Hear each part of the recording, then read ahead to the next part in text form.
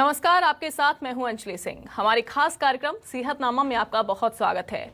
इस कार्यक्रम में हम आपकी सेहत और उससे जुड़ी समस्याओं के बारे में बात करते हैं। आज हमारे साथ मध्य प्रदेश सरकार में हेल्थ डिपार्टमेंट के एक्स रीजनल डायरेक्टर शरद पंडित जुड़ रहे हैं, जो आपको कई बीमारियों के बारे में जानकारी देंगे, साथ ही बीमारियों से कैसे बचा जाए उसके बारे में भी जानकारी देंगे। तो डॉक्टर साहब हमारे साथ जुड़ गए हैं। डॉक्टर साहब, बहुत स्वागत है आपका न्यूज़ 24 मध्य प्रदेश छत्तीसगढ़ पर। धन्यवाद। नमस्कार जी डॉक्टर साहब, जिस तरीके से हम सभी को पता है कि जो विंटर सीजन है शुरू हो चुका है, तो बीमारियां कौन कौन सी हैं जो बच्चों को लग सकती हैं इस विंटर सीजन में, उसके बारे में जानकारी दीजिए। देखिए अंजलि, ये जो है विंटर का जैसे ही आगमन होता है और इसके बाद जो है टेम्परेचर डाउन होता है, तो बहुत स्वाभाविक है कि जो ये मौसम में परिवर्तन होता है तो हमारा शरीर जो है एकदम अभ्यस्त नहीं हो पाता कि मौसम के अनुकूल अपने को वो ढाल सके। बिल्कुल। तो इस समय जो है ये परिवर्तित मौसम के साथ कुछ बीमारियां जो है कॉमन है। जैसे मैं बताऊं आपको कि नजला होना, जुकाम होना, जिसको हम कॉमन कोल्ड कहते हैं, और इसके साथ साथ जो है वो जो है फीवरिश यानी फीवर का आभास होना, बदन में दर्द होना, ये इस तरह की समस्याएं जो है सामान्य रूप से एक जो है पॉपुलेशन में आम जो है समस्या होती है। साथ ही साथ इसके अलावा जो है कमर में दर्द, हाथ पैरों में दर्द होना, ऐंठन आना, ये इस तरह के भी जो है लक्षण होते हैं। इसके अलावा जो तंत्र प्रभावित हो सकते हैं उसमें मुख्य रूप से जो है गैस्ट्रो इंटेस्टाइनल ट्रैक्ट यानी कि हमारी जो आंतें रहती हैं वो भी, तो हमारी डाइजेशन की जो है उसमें भी हैबिट में भी अल्टरेशन आ जाता है और उसकी वजह से कई बार जो है पेट में दर्द होना और इस तरह की जो है समस्याएं हो सकती हैं। कई बार जो है वो डायरिया या कॉन्स्टिपेशन, अलग अलग लोगों में अलग अलग तरह के इस तरह के लक्षण भी हो सकते हैं। तो जैसा मैंने बताया, दूसरी जो मुख्य समस्या है वो पेट की जो है तकलीफें और उसके संबंधित होती है। तीसरा इसमें जो है जो इस तरह के रोगी हैं जिनको पूर्व से जो है वो कुछ डायबिटीज या ब्लड प्रेशर इस तरह की जो है समस्याएं रहती हैं, उन लोगों को भी जो है इसमें जो है ब्रेन में सर्कुलेशन की जो है वो कमी होती है, स्ट्रोक होता है इसकी वजह से, और कई बार वो गंभीर परिणाम भी जो है उसके सामने आते हैं, यानी अनकॉन्शियस हो जाना और इस तरह की चीजें होती हैं। एक जो अंजलि आपने जो इस वार्ता को चालू हमने किया उसमें आपने पूछा था बच्चों के लिए, तो बच्चों में जहां तक है, बच्चों को हमको एक्सपोजर से बचाना चाहिए। देखिए बच्चों को जितना हम बचाएंगे, बच्चों में बॉडी रेजिस्टेंस भी कम रहता है, उनकी प्रतिरोधक क्षमता कम रहती है, तो स्वाभाविक है खांसी, सर्दी और इस तरह के लक्षण यदि जो है वो उनके जो है लंग्स को यानी फेफड़ों को प्रभावित कर सकता है और बच्चों में जो है निमोनिया या इस तरह की अन्य गंभीर बीमारी भी हो सकती है। तो ये ध्यान रखें कि मुख्य रूप से जो बदलते मौसम के साथ है श्वास तंत्र की बीमारियां, दूसरा जो है गैस्ट्रो इंटेस्टाइनल ट्रैक्ट यानी हमारी आंतों संबंधित, हमारे डाइजेशन संबंधित समस्याएं आती हैं, और तीसरा जो है जैसा मैंने बताया कि कई बार ये जो है गिरता तापक्रम जो है हमारे स्नायु तंत्र और ब्रेन को प्रभावित करता है, जिससे कई बार जो है वो जो ब्लड का सर्कुलेशन है ब्रेन में वो हैम्पर हो जाता है, कम हो जाता है, और उसकी वजह से बेहोशी और मूर्छा आना और इस तरह के जो है लक्षण देखने को मिल सकते हैं। तो ये हमको विशेष सावधानी रखना चाहिए। यहाँ और मैं जिक्र करना चाहूंगा क्योंकि अभी जो है ग्लोबली जो प्रॉब्लम चल रही है वो है जो कोरोना की, तो कोविड की जो प्रॉब्लम है उसमें जो है कहीं भी करने वाली थी डॉक्टर शरद कि चूंकि कोरोना के केसेस मध्य प्रदेश में काफी ज्यादा बढ़ते जा रहे हैं, उन बढ़ते केसेस के बीच में कैसे बच्चों का जो ख्याल है वो रखा जाए, कैसे सावधानी बरती जाए, ये भी बहुत बड़ी समस्या उत्पन्न होती जा रही है। देखिए जहां तक अंजलि ये है कि अभी जो है स्कूलों को जो बीच में खोला गया था, वापस जो है वो स्कूल जो है वो शालाएं और विद्यालय बंद कर दिए गए, ऑनलाइन क्लासेस चल रही हैं, तो हमको यथासंभव बच्चों को बाहर जाने से जो है उनको रोकना है। देखिए क्या होता है, स्कूल यदि जाते हैं तो वहां एक्सपोजर होता है, परंतु अब जो है सौभाग्य से अभी तो जो है स्कूल वापस बंद कर दिए गए, फिर भी बच्चों को खेलने के लिए या कहीं बाहर जो है वो घुमाने के लिए इस तरह के जो है मौकों को जो है हमको टालना चाहिए। देखिए, जितना यदि हम घर में रहेंगे, बच्चों को घर में रखेंगे, उनको रेस्ट्रिक्ट रखेंगे, तो बाहर का एक्सपोजर कम होगा और उसकी वजह से होने वाली बीमारियों में भी कमी आएगी। नहीं तो बच्चों में जब बाहर जाते हैं, एक्सपोजर होता है, तो उनमें भी जो है खांसी, सर्दी, बुखार और इसके साथ साथ जैसे अभी बताया कोविड का इन्फेक्शन फैला हुआ है, तो वो संक्रमण का भी खतरा बना रहता है। तो यथासंभव बच्चों को जो है वो बाहर न जाने दें, घर में ही अंदर ही खेलें, ये चीज का ध्यान रखें। दूसरा जो है, बच्चों को खास करके जो है छोटे बच्चों को गर्म कपड़े, उनका सिर ढका हुआ हो, यानी कंटोपा और इस तरह की चीजें जो है वो हैंड ग्लोव्स वगैरह इस तरह की चीजों का ध्यान रखते हुए अभिभावक लोग उनको सावधानी पूर्वक रखें। तीसरा जो है, जहां तक घर के अंदर का तापक्रम है वो आप रेगुलेट कर सकते हैं, हीटर या ब्लोअर वगैरह इस तरह की चीजें लगा के, या जो है अंगीठी में कोयले और इस तरह की चीजों का भी उपयोग किया जा सकता है, ताकि घर के अंदर जो है वो टेम्परेचर में कमी नहीं हो, और टेम्परेचर का जो डाउन होता है उससे भी कई तरह की तकलीफें हो सकती है। तो यथासंभव बच्चों का बाहर नहीं जाना है, ये हमको कोशिश करना है। दूसरा जो है, घर में जो है उनको वूलन कपड़े और गर्म जो है वो कवर के साथ जो है उनको संरक्षण प्रदान करें, तो ये बहुत आवश्यक है। तीसरा, बच्चों की जो एक आदत रहती है उसमें मुख्य रूप से रहती है कि वो शौकीन रहते हैं आइसक्रीम या फ्रिज में रखे हुए जो है वो कोल्ड ड्रिंक्स वगैरह पीने के, वो बिल्कुल जो है अवॉइड करें। उस तरह की चीजें बच्चों के हाथों में ना पड़ने दें और उनको जो है शिक्षा दें कि ये चीजें अभी घातक हो सकती है और आपके लिए जो है बीमार करने का कारण बन सकती है। तो ये कुछ सावधानी रख के अंजलि, हम लोग जो है बच्चों को भी कोल्ड के जो है वो प्रकोप से बचा सकते हैं, और साथ ही साथ इन दिनों जो है आइसक्रीम, कोल्ड ड्रिंक्स या इस तरह की चीजों को जो है यथासंभव अवॉइड करें और बच्चों के हाथ में ना पड़ने दें। तो ये बहुत आवश्यक है। बिल्कुल बिल्कुल डॉक्टर शरद, लेकिन अगर नवजात शिशु की हम बात करें, अगर जच्चा अगर ठंडा कुछ खा रही है तो क्या इसका असर बच्चे पर भी पड़ेगा? जच्चा बच्चा जैसे होता है, तो क्या इसका असर बच्चे पर भी पड़ेगा?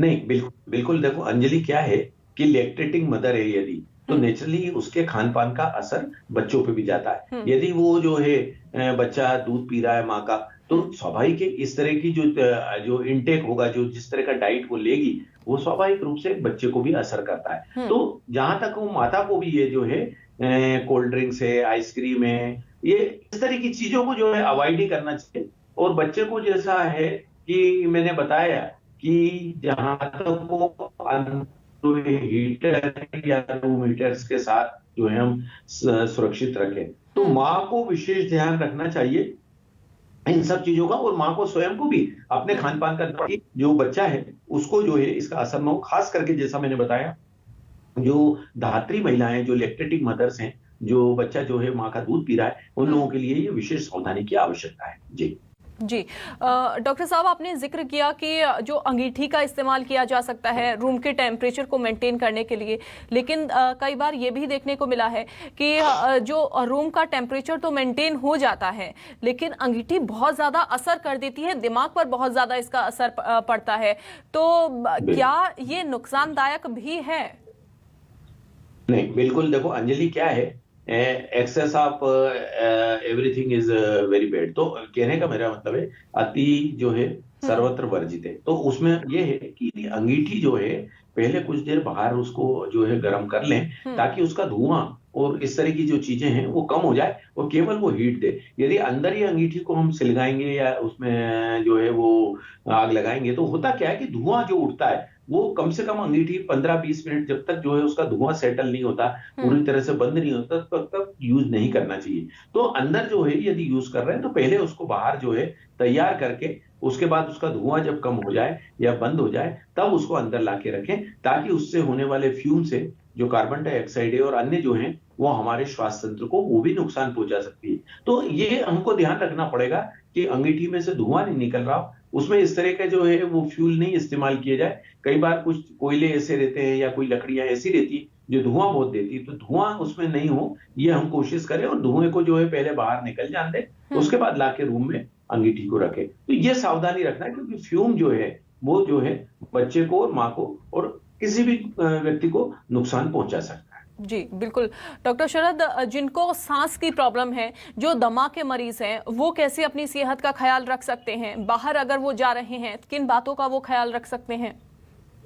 देखिए, बिल्कुल इसमें आपने बहुत ही वाजिब जो है प्रश्न उठाया है।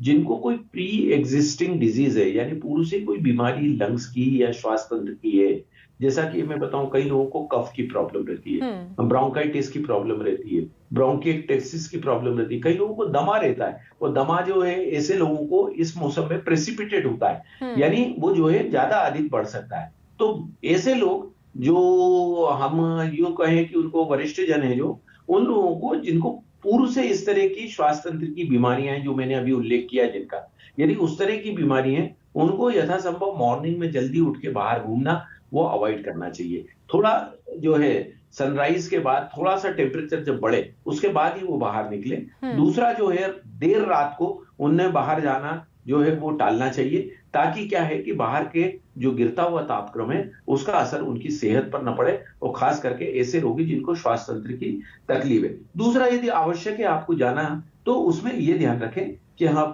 कंटोप यानी कि टोपी या हम मफलर और इस तरह के मेजर्स जो है वो उपयोग करें, ताकि हमारे को जो है हमारे श्वास तंत्र की भी रक्षा हो। ब्रेन में जो सर्कुलेशन, जो मैंने बात बताई कि कई बार इससे जो है, यदि हमारे को यदि इस तरह का स्ट्रोक होता है, तो उसमें जो है पैरालिसिस और इस तरह की चीजें भी होती है। तो जो सीनियर लोग हैं, उन लोगों को ये जो है, जिनको लंग्स की डिजीज या पूर्व में कोई बीमारियां हैं, उनको अर्ली मॉर्निंग और लेट नाइट में बाहर जाना और ठंड से बचने के लिए अपनी सुरक्षा स्वयं करना चाहिए। दूसरा जो है, उनके लिए भी ये लाजमी है कि वो अपने डाइट का ध्यान रखें। तीसरा जो है, वो घर के अंदर है जब, तो इसी तरह के जो है संसाधन, या तो हीटर है या रूम हीटर के अलावा जो है ब्लोअर वगैरह, इस तरह की चीजों का इस्तेमाल करके अपने आप को सुरक्षित रखना, तो ये बहुत आवश्यक है हमारे बुजुर्ग या वरिष्ठ जनों के लिए भी। बिल्कुल। कौन से मास्क वो लगा सकते हैं डॉक्टर साहब, जिसके जरिए उनकी सांस जो है वो ना फूले? क्योंकि ये भी देखने को मिला है कि थोड़ा सा वो चलते हैं तो उनकी सांस जो है वो फूल जाती है। बाहर अगर वो निकल रहे हैं, पॉल्यूशन बहुत ज़्यादा है या धूल बहुत ज़्यादा कहीं चल रही है, तो धूल के संपर्क में आने से उनकी सांस फूल रही है। तमाम ऐसी चीज़ें हो जाती हैं जिनके संपर्क में अगर वो आ गए हैं दमा के मरीज, तो उनको परेशानियाँ बहुत ज़्यादा झेलनी पड़ती हैं। यानी कि तमाम बातों का ध्यान उनको रखना पड़ता है। कैसे मास्क का प्रयोग वो करें? जी देखिए, क्या है अंजलि, कि इसमें जो है सिंपल जो मास्क रहता है, ट्रिपल लेयर मास्क हम कहते हैं उसको, वो जो है सीनियर सिटीजन्स यूज कर सकते हैं या वरिष्ठ जन हमारे यूज कर सकते हैं। इसके अलावा जो है कहीं आवश्यक है, ज्यादा पॉल्यूशन का लेवल है, तो वहां वो डबल मास्क उपयोग करें, यानी ट्रिपल लेयर मास्क के 2 मास्क लगा ले अपने, और चेहरे को खास करके नाक का हिस्सा और मुंह का हिस्सा ये पूरी तरह से ढका हुआ रहे, ये सुनिश्चित करें। दूसरा जो है, अलग अलग तरह के मास्क आते हैं, पर जैसे कोविड संक्रमण के दौरान मास्क का प्रचलन बढ़ा, पर एक मास्क के जो प्रकार रहता है वो है N95। तो N95 मास्क केवल उन लोगों को उपयोग करना चाहिए जो डॉक्टर्स हैं, या जो फ्रंट लाइन वर्कर है, या जो हमारा नर्सिंग स्टाफ है, जो लोग ऐसे लोगों के समीप रह के काम कर रहे हैं। परंतु एक सामान्य व्यक्ति के लिए या वृद्धजन के लिए ट्रिपल लेयर मास्क जो है वो उपयोगी रहेगा, और वो उतना ही जो है उपयोगी रहेगा उनके लिए। और दूसरा जो है, ये ज्यादा पॉल्यूशन का लेवल है, तो जैसा मैंने बताया, वो एक साथ 2 मास्क का उपयोग कर सकते हैं। एक मास्क लगा लें और उसके ऊपर दूसरा, परंतु ये मास्क के साथ ध्यान रखना चाहिए कि वो मास्क बराबर नाक पे और मुंह पर सही तरीके से लगाया हुआ। बस ये कुछ सावधानियां जो हैं, उनको जो है इस तरह की तकलीफ से बचा सकती है, नंबर 1। नंबर 2 जो चीज है वो ये है कि कई बार जो है ऐसे लोगों को जिनको पूर्व से दमा या इस तरह की तकलीफ है, वो इनहेलर का उपयोग कर सकते हैं। इनहेलर जो रहता है, उसके माध्यम से वो जो है अपने जो है नाक पे लगा के, उससे जो है श्वास लेने में कई बार ये दम का अटैक और ये जो चीजें रहती हैं, इस तरह की जो रेस्पिरेटरी प्रॉब्लम्स आती हैं, उसको जो है वो उससे सुरक्षित रह सकते हैं। तो ऐसे लोग जानते हैं कि इनहेलर जो है उनके लिए उपयोगी होता है, तो वो साथ में कैरी करें, ये ध्यान रखें। बिल्कुल। लेकिन एक और चीज, जैसे किसी को एलर्जी है किसी चीज से, दूसरी चीज कि अगर घरों में पेट रखे जाते हैं, तो क्या पेट से भी एलर्जी हो सकती है लोगों को? नहीं, बिल्कुल। देखिए अंजलि, क्या है ये ससेप्टिबिलिटी इंडिविजुअल की वेरी करती है, यानी कौन को किस चीज से एलर्जी हो जाए वो कुछ कहा नहीं जा सकता। परंतु ये बहुत कॉमन है कि पेट्स के जो रहते हैं, हेयर्स रहते हैं, बाल रहते हैं, उनके साथ जो है फोमाइट्स रहते हैं, उनके साथ डस्ट रहती है, तो ये कई जनों को प्रभावित करते हैं। और इससे जो है ना सिर्फ बुजुर्ग बल्कि बच्चे भी जो है प्रभावित होते हैं। वो बच्चे बड़े शौकीन रहते हैं कि बच्चे इस तरह के पेट्स के साथ खेलते हैं। तो ये देख लीजिए कि इस तरह की यदि उनमें एलर्जी है और बार बार कोई लक्षण उनको डेवलप हो रहे हैं तो बच्चों को पेट से दूर रखना है। वृद्धजनों को भी, सीनियर सिटीजन्स को भी ये ध्यान रखना है कि इसलिए पेट्स को जो है अपने जो है रेसिडेंशियल के अंदर के एरिया में, अपने बेडरूम वगैरह में जो है आना उनको रोकना पड़ेगा। उनको बाहर रखें और बाहर ही उनको टहलना और ये सब चीजों को हमको प्रैक्टिस करना चाहिए। नहीं तो अंदर यदि किसी को एलर्जी और वो आएगा पेट, तो उससे जो है उसके बाल से, उसके फोमाइट से, उसकी डस्ट से लोगों के श्वास तंत्र में तकलीफ होती है और एलर्जी जो है बढ़ती है और एलर्जी प्रेसिपिटेट भी होती है। ये ध्यान रखिए जी। कितना ज्यादा घातक डॉक्टर साहब ये हो सकती है एलर्जी, अगर जो पेट्स के हेयर हैं अगर वो संपर्क में आ जाएं तो कितना ज्यादा घातक ये साबित हो सकता है?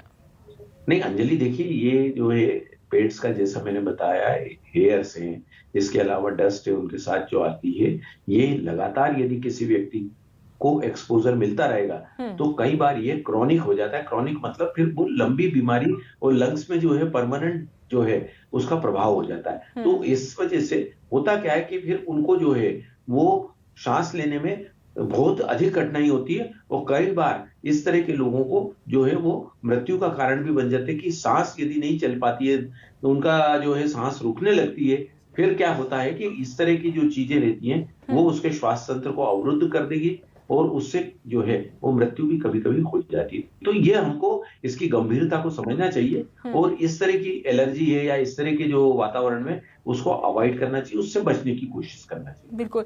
क्या डॉक्टर शरद ये कैंसर भी बना सकता है? क्या ऐसा कोई केसेस सामने आए हैं जो एक पेट की हेयर से ये जो बीमारी है वो संपर्क में आए हो और एलर्जी वो कैंसर में तब्दील हो गई हो? देखिए ऐसा भी होता है कि जो कांस्टेंट किसी जो है एलर्जन का एक्सपोजर होता रहेगा, मिलता रहेगा, तो नेचुरली जो है बॉडी जो है उसको एक लंबे समय तक जो है वो जो है प्रतिरोध करती है। परंतु बहुत अधिक समय जब हो जाता है तो बॉडी भी जो है लाचार हो जाती है और शरीर लाचार होता है। इस समय मैंने जैसा बताया कि इस तरह से ब्रोंकाइटिस या क्रॉनिक जो है वो लंग्स डिजीज, इस तरह की चीजें होती है और अल्टीमेटली यही जो कारण रहता है कि जो कैंसर का कारण भी बन सकता है। इसलिए बिल्कुल ये संभावना ध्यान में रखना चाहिए कि ये लंबे समय तक यदि एलर्जन का एक्सपोजर रहा, हमको जो है लगातार एक्सपोज रहे इस तरह की चीजों से, तो वो ब्रोंकाइटिस और ब्रोंकिटिस, लंग्स में जो है क्रॉनिक डिजीज, सांस लेने में तकलीफ और उसके साथ लंग्स में और श्वास तंत्र के कैंसर का कारण भी बन सकते हैं। बिल्कुल बिल्कुल बिल्कुल, आपने सही कहा। चूंकि ऐसी चीज़ों से दूर रहना चाहिए और जिनको एलर्जी है वो तो खासकर दूर ही रहें ऐसी चीज़ों से, लेकिन ये भी पता लगाना ज़रूरी है डॉक्टर साहब कि उनको एलर्जी किन किन चीज़ों से है और उसके बाद ही दूरी बना लेनी चाहिए। डॉक्टर शरद, एक और चीज़ मैं यहाँ पर आपसे जानना चाहूँगी कि क्योंकि ठंड का समय है, जाहिर सी बात है, और आजकल लोग क्या करते हैं, ठंड का समय है तो लोग चाय बहुत ज़्यादा पीना शुरू कर दे रहे हैं। दिन में पता नहीं कितनी बार लोग चाय पी रहे हैं, तो चाय का सेवन लोगों के लिए कितना ज़्यादा घातक साबित हो सकता है? बिल्कुल, देखिए क्या है कि जो है चाय का बार बार सेवन करना, देखिए एक सीमित मात्रा में जो है तो ठीक है कि आप 2 या 3 बार मैक्सिमम ले लें।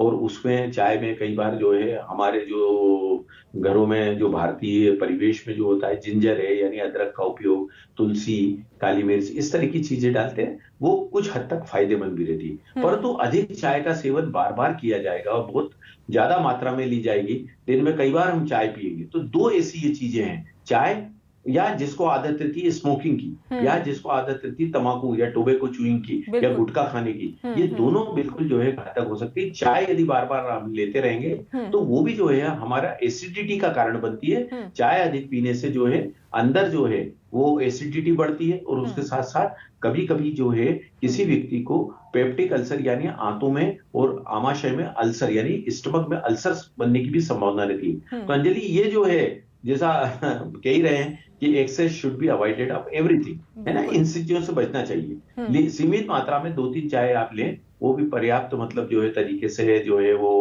कम मात्रा में लेंगे तो जो है अपन उससे एसिडिटी और अन्य प्रॉब्लम से बच सकते।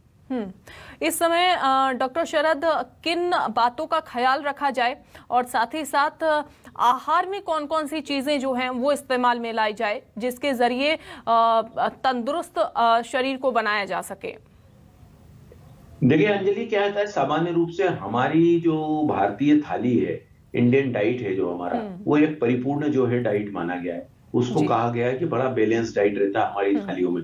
तो इस समय जो है हम लोग जो है गेहूं या मक्का या बाजरा, इसकी रोटी, इसके साथ ही साथ दाल चावल जो है इस तरह की चीजें लें। जहां तक है हम लोग जो है ऐसी चीजें जो खट्टी हो ज्यादा या जो फ्रिज में रखी हुई हो, जहां ठंडी की हुई चीजें रखी दे। कई बार क्या रहता है कि कई लोगों को जो है वो दही है, दही खाने का वो रहता है, परंतु वो ध्यान रखें कि फ्रिज में रखा हुआ दही जो है वो नुकसान पहुंचा सकता है। कुछ लोगों को ये जो रहता है जो इस तरह के शौक रहते हैं कि आइसक्रीम खाते हैं, है ना, खाना खाने के बाद। तो ये चीजें जहां तक है आप जो है इस चीजों को, दही को है, छाछ को है, आइसक्रीम है, ज्यादा खटाई वाली चीजें हैं, इनको जहां तक वो अवॉइड करें। बहुत ज्यादा मात्रा में ये नुकसान पहुंचा सकते हैं। यदि आप खा रहे हैं तो मैंने जैसा बताया दही वगैरह का सेवन जो है वो फ्रिज में रखे हुए दही का ना करें, और बाकी सामान्य डाइट जो अपना रहता है, रोटी सब्जी दाल चावल, ये आप बराबर लें, बेशक लें। जैसा मैंने बताया कि ये जो हमारी इंडियन थाली रहती है एक परिपूर्ण थाली है,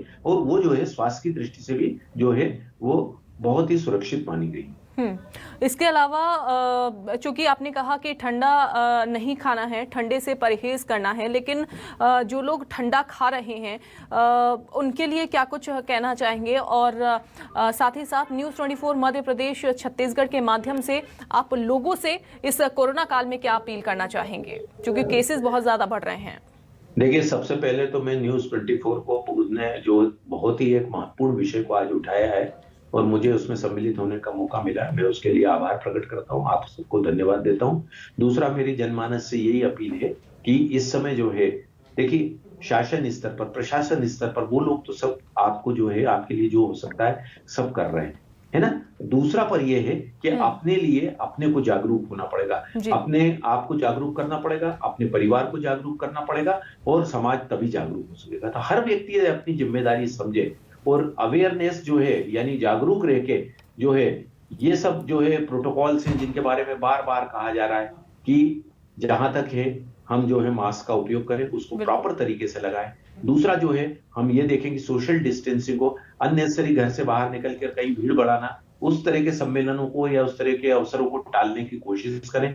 तीसरा जो हम कहते हैं कि सैनिटाइजेशन है, हैंड वॉशिंग। देखिए, सफाई तो हमारा मूल मंत्र है, पूर्व से भी हम कहते रहे कि सफाई होना चाहिए, तो हाथों को धोते रहना जो है, ये सब चीजों का ध्यान रखें। और जो है